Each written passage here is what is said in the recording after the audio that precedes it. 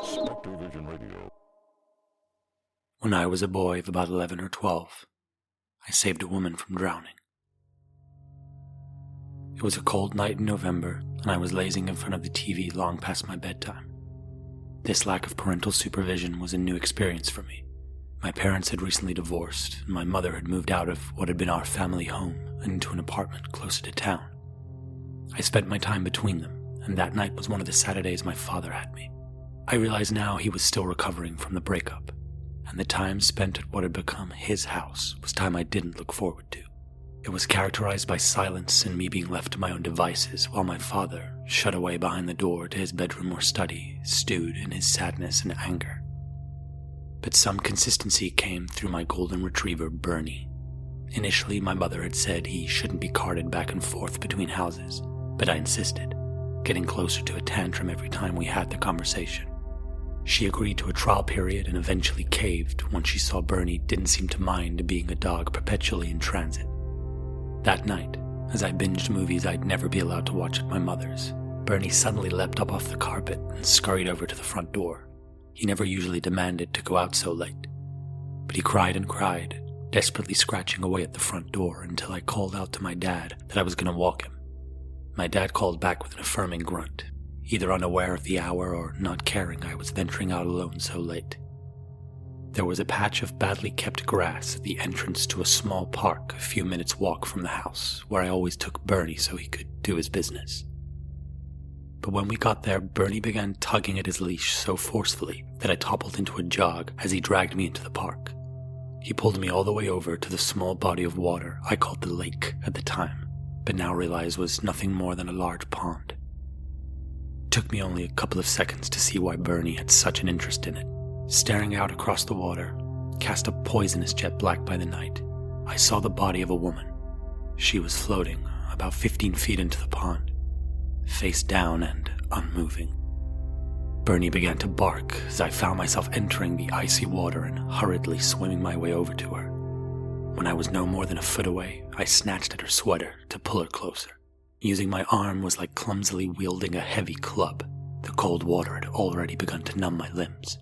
I did the best I could to flip her onto her back and dragged her onto solid ground. Fumbling my way through the technique I knew only from movies and TV shows, I gave her mouth-to-mouth and pumped her chest. After a few attempts, she spluttered up lungfuls of water. Once her breathing seemed steady, I told her I was going to get help, but didn't know how much she could hear me. I ran home, burst into my father's study, and he called an ambulance. I never found out how she'd ended up like that, alone, face down in the pond late at night, and we were never contacted by anyone to give a report of any kind. But I remember she was lucid when the EMTs put her on the stretcher, that she touched me softly on the shoulder and thanked me before being hoisted into the back of the ambulance truck. "Sure is lucky you took the dog for a walk," one of the EMTs said to me. Then they drove off and I never saw any of them again. For a long time, that was the word I used to describe what had happened. Luck. But that was before I knew any better, before I'd spotted my grandmother's rickety old porch seemed unsteady and scooped her out of her wheelchair seconds before it collapsed in on itself. Before I'd been a freshman in college who'd gotten into an altercation with a fellow student over something trivial and pushed him, meaning he avoided being pulverized by a car that veered off the road when a drunk driver fell asleep at the wheel. Before I'd one way or another somehow saved someone from something time and time again. But the last incident of my strange ability to find myself in the right place at the right time was the most traumatic. By then I was in my 30s. I'd settled into the unremarkable kind of existence most people associate with normality. A small circle of relatively close friends, a series of desk jobs that paid the bills, and an apartment I was accustomed enough to call home. I hadn't experienced what I still considered my luck in a while, and quite frankly I was grateful for it. It meant I didn't have to lose any sleep wondering why it was that these occurrences seemed to find me, or why I seemed to find them. But that all changed in the spring of my 33rd year on this earth.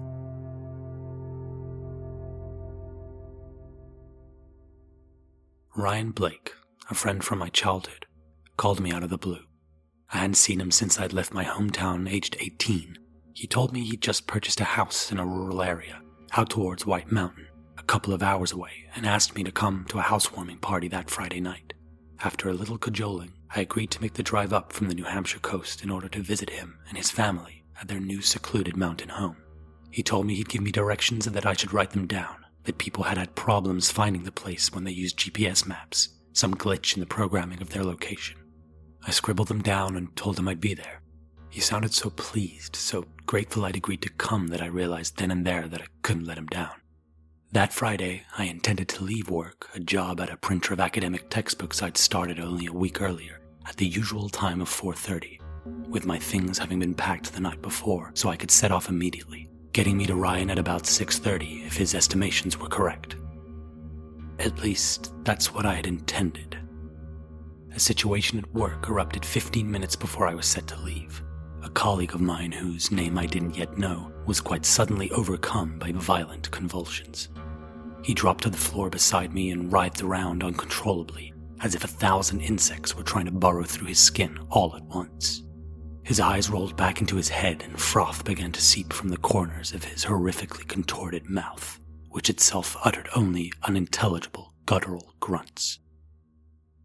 They sounded like pain, pure and unfiltered pain.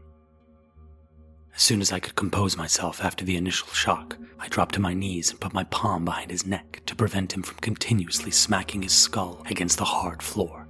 I called out for help, and many others came running towards us, drawn in by a strange cocktail of a humane desire to help and morbid curiosity. An ambulance was called, and I sat holding him that way, as his movements became increasingly less violent, until he gave one last feeble tremble and fell unconscious in my arms. Eventually, 2 EMTs armed with a stretcher rushed in and collected the still breathing yet otherwise motionless body. He was carried out and we were thanked for attempting to care for him in their absence. After I had settled down slightly and the crowd had dispersed, I gathered my things and resumed what I'd planned as the course of my day. As I went to leave, I saw the company secretary sitting bleary-eyed behind her desk, dabbing at her cheeks in an attempt to stem the flow of tears. "It's so sad," she kept saying, shaking her head. I was the only one in earshot, and when our eyes met, she told me the man's son had gone missing earlier that year. "He's only 6 years old," she said, struggling through the words. "And all this time, they found nothing." As I reached the outside, the dimming light told me I was significantly off schedule. My watch read 6:30 p.m., 2 hours later than I had intended to depart. This meant I had about an hour of fading light before having to navigate my way to Ryan's location in the dark. I thought about calling him and canceling, but he'd been so unexpectedly excited at the prospect of seeing me. I was also now intent of ridding my mouth of the sour taste the afternoon's events had offered up. No. Going home would only have caused me to despairingly ponder the fate of the convulsing man. It had happened in an office full of people, so I reassured myself that it wasn't the latest occurrence of my strange luck rearing its head. I hadn't saved him. Me being there had made no difference. It was simply something that had happened. So I set off. The beginning of the journey was pleasant enough, and I'd just missed the worst of the post-work flurry of traffic. The amber light was dim but reassuring and seemed to be lingering beacon-like in the air for longer than I had anticipated, and I was grateful for it. Yet as I took the first command from the long list of directions Ryan had provided me with, a picture of the convulsing man flashed in my mind's eye. I breathed deeply and tried to focus on the task at hand. I cruised on, filling the soundscape with some music in an attempt to distract myself and not allow my mind the space to again conjure that distressing image. But as I ascended higher and higher up the steepening roads that gave access to the mountain, the flashes became more frequent. Much in the same way the man's body had so violently jerked, the vivid memory of him doing so darted around my mind in quick and brutal succession. I couldn't concentrate. The picture was circulating with dizzying speed. I felt my eyelids drooping against my will as if trying to beckon me into sleep, where I would no longer be plagued by those unforgiving visions. Realizing I was about to faint, I pulled over and stopped the car. When I opened my eyes, I realized I hadn't been properly surveying my surroundings, nor had I been paying attention to Ryan's directions for some time. I got out of the car in the hope that the fresh air would clear my head. The light had almost completely died, and now an unsettling gray washed over the faded sky. Night would fast be upon me. I looked around. Where was I? There were no other cars in sight, and alongside the road stood only acres and acres of pine trees. Nothing else as far as the eye could see. I decided to turn back until I could find the last place the directions described. I got back into my car and turned the key. There was only silence. I repeated the action several times, but only the gasps of my own heavy breathing rang out in the still air. I reached into my pocket for my cell phone, but there was no signal, something Ryan had warned me about earlier. Not knowing what else to do, I waited by my car, hoping another vehicle would pass so that I could ask for help, but none did.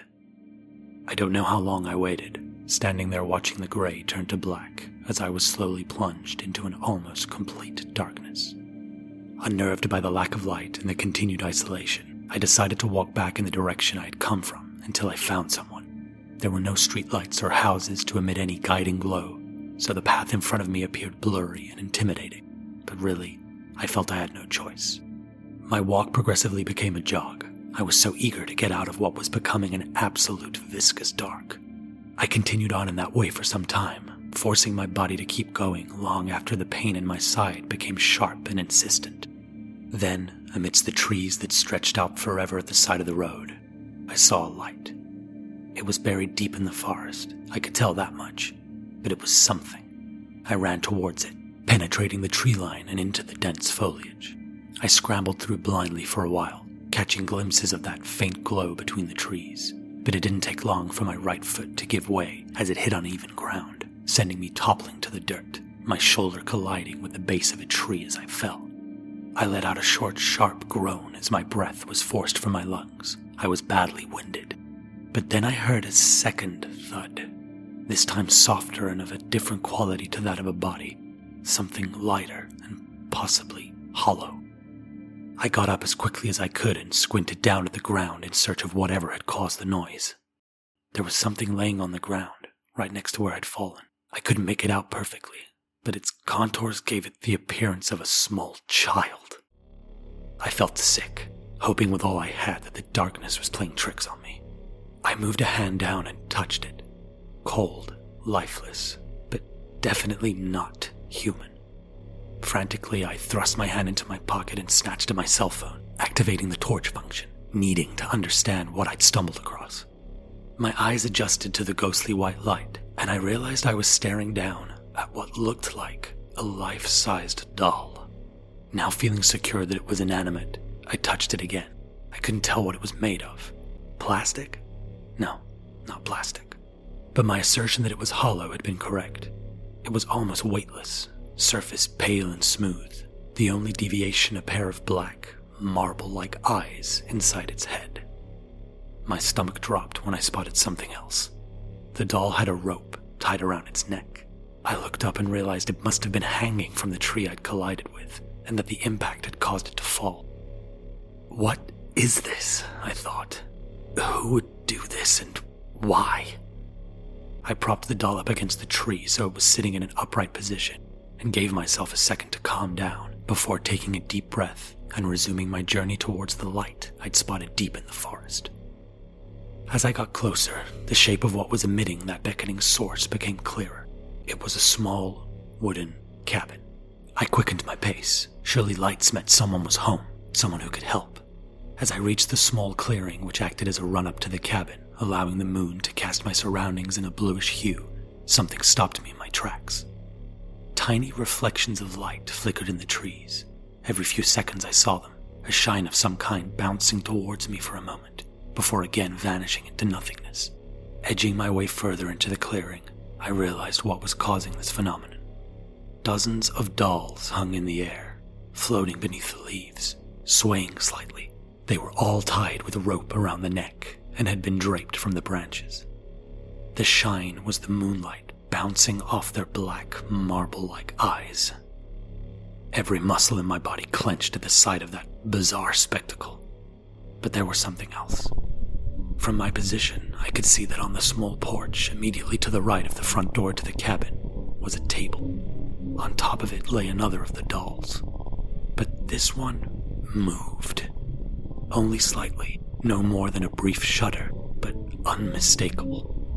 The part of my mind I had immediate access to was telling me to turn and run, but instead, My limbs seemed governed by another part, a deeper, perhaps more primal need to understand what was happening here. So I found myself moving in closer. I delicately stepped up onto the porch and crept over to the table. As I stared down at the thing laying on top of it, I realized it was different from the others I'd seen. It looked somewhere between an actual child and... I don't know how else to describe it. It was as if it were turning into one of the dolls. Or being turned. I heard a banging noise coming from inside the cabin. Like a warning siren, it instilled in me a very real need to run, to escape this secret sliver of hell I'd unwittingly stumbled upon. Before I did, I grabbed the unconscious child thing, taking it into my arms. It was as if I didn't even make the decision to do so. It happened almost mechanically. Carrying it against my chest, I scrambled down off the porch and began to run. I was no more than 30 or so feet away when suddenly my surroundings were bathed in light. I turned to look back at the cabin, my eyes still becoming accustomed to this new level of visibility. In the now open doorway, I saw a figure. It looked like a large man reduced merely to an outline, backlit by the electrical glow coming from inside. A featureless silhouette who I couldn't properly see, but who could definitely see me. I needed to run, to leave that place and get whatever exactly I was holding in my arms out of there. Nothing had ever been clearer to me in all my life. I knew in my bones I'd already seen more than I should, already snatched too close a glance at the horrible secrets that man was keeping hidden away in his small wooden house.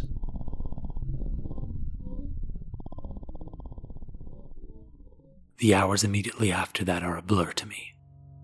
I made it out of the forest and back to my car. I lay the child thing I'd been carrying in my arms on the back seat. The interior lights of the car gave me a better look at it. I watched as it changed, slowly becoming more and more childlike, until I was staring down at the image of a perfectly normal-looking, unconscious boy. I don't know how long I waited until that lady drove past. Hours? I can't be sure. The boy stirred as she rushed us to the nearest hospital, and by the time we got there he was lucid, but not yet able to speak. I was with the police overnight and well into the next day, repeating my story over and over again. They told me the boy's name was Nicholas Clark, as if it should mean something to me. I told them it didn't. It's a hell of a coincidence then, one of them said.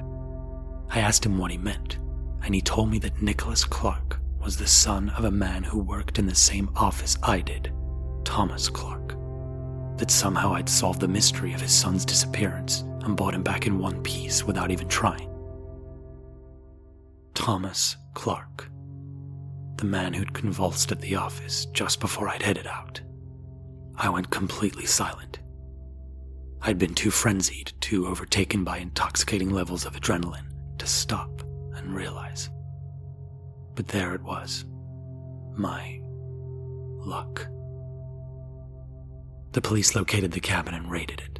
They didn't find any dolls with ropes around their necks, but what they did find was a man named Arthur Keenan, who later confessed to the kidnap and murder of more than a dozen children over the course of 10 years. I didn't understand why the detectives kept grilling me over and over about what I was doing out there. I kept saying the same thing. An old friend, Ryan Blake, had invited me to a housewarming party, and that I'd got lost trying to find it. The detectives eventually told me that Ryan had never called me, nor had he recently purchased a house in the area.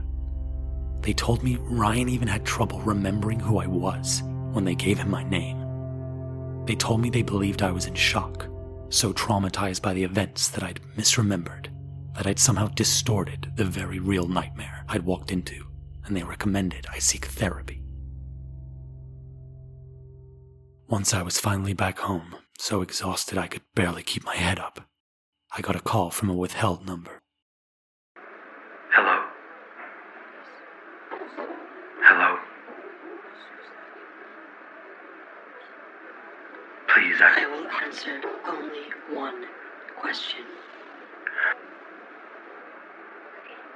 Why me? Because you saw me, and I saw you see me.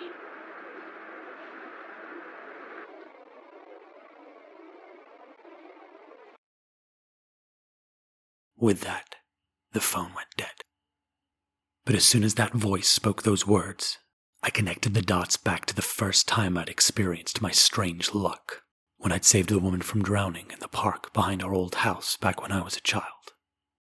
What I'd never told anyone was that I was convinced I'd seen a figure standing motionless on the other side of the pond.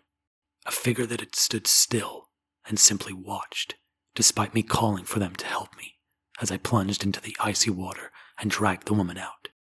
From across the jet-black water, I couldn't make out anything about them. All I could see was that there'd been the unmistakable shape of what I thought was a person, one that seemed to have disappeared by the time I'd somehow resuscitated the woman and looked over across the water again. It wasn't luck. It wasn't coincidence. I had been led there, directed by whatever this thing, this entity was. Every occasion when I'd somehow found myself in the right place at the right time, every instance of me inexplicably being there to save people, they'd all been its doing.